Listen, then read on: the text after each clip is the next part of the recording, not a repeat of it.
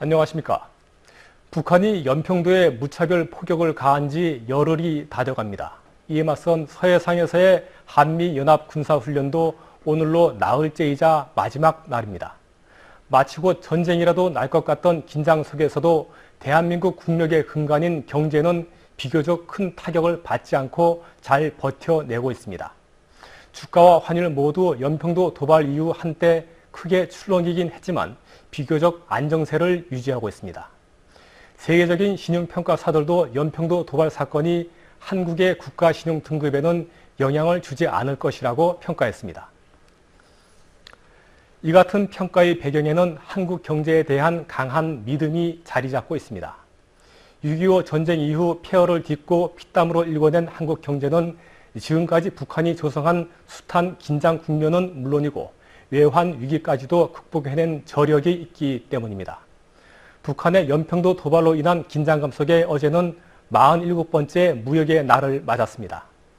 우리나라는 수출 1억 달러 달성 46년 만에 수출액이 4,600배 성장한 4,600억 달러를 돌파했습니다. 세계 7위 수출 대국이 된 겁니다.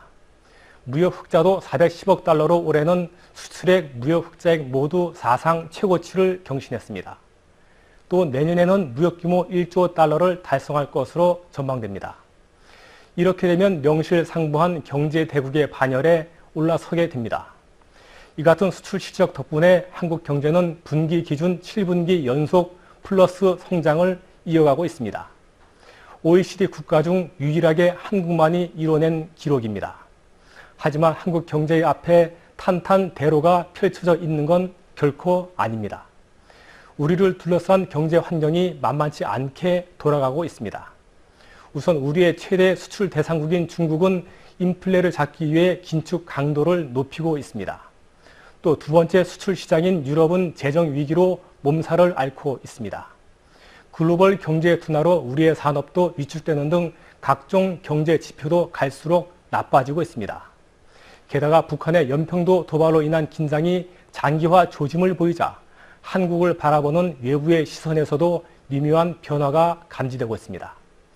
이 같은 부정적 요소들이 복합적으로 작용할 경우 한국 경제는 큰 어려움에 봉착할 수 있습니다.